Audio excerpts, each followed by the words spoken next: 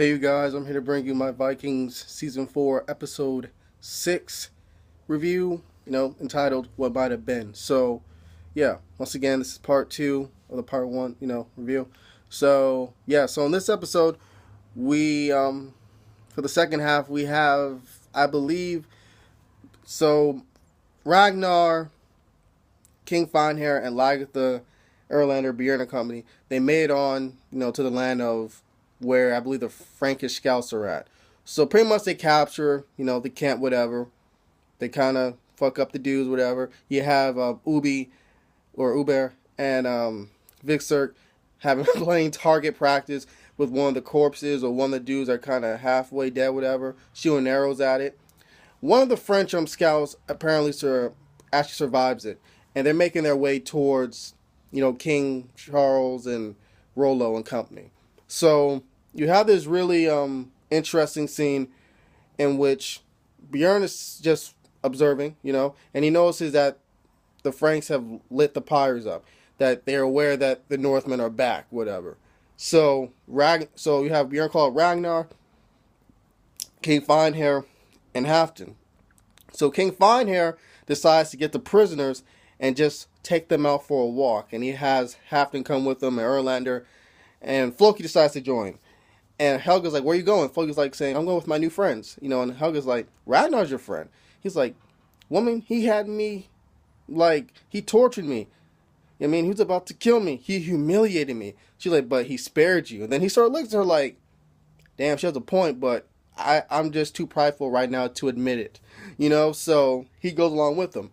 So you have King Finehair and company pretty much tie, the French scouts that they captured to, the thing, whatever, and they start setting those people on fire. And it was just a really crazy scene, whatever.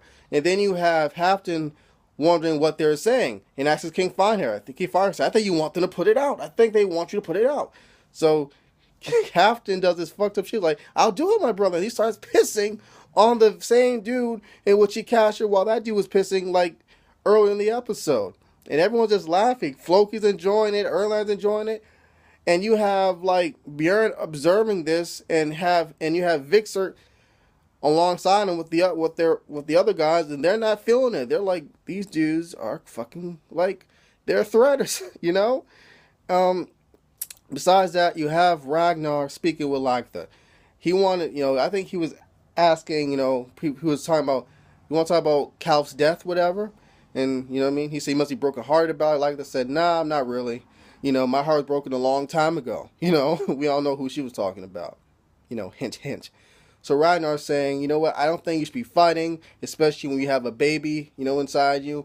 And Lagertha pretty much says to him, listen, your concerns don't really faze me, nor do I give a shit about them, because one, I'm not your wife. And that was pretty much the end of that scene, And I was like, damn, shit, 20 years later still. But then I guess she has a right, But yeah, so I also believe in this episode we had the arrival of King Harbid. Yeah. No, I'm sorry. King Harbid. What the fuck was I thinking?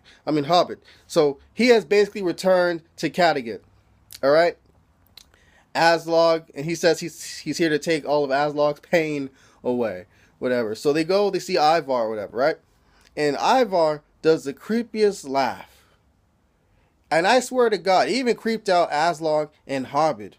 Because Ivar recognized who Harbid was. He was just laughing. It was a creepy, this gonna be a serious killer when he gets older type laugh. Just a reminder, But yeah, after that you have King Charles telling Rollo pretty much that the Northman has returned, and that they fly the Black Raven banner of Ragnar, King Ragnar, and he pretty much begs Rollo, for the sake of Paris, for me, all that we've given you, please don't betray us and join back with your brother. You have Rollo say, I will not betray you. I'll protect Paris to the death, and I would never dare to, betray my wife. And that guy gives her in her feelings, whatever. And you could tell that pissed off Count Odo. Because remember, Count Odo, I believe, loves Gisela, or at least likes her a shitload lots. So The next scene, he's pissed off. He's drinking his problems away, like any man, no matter what, does, you know?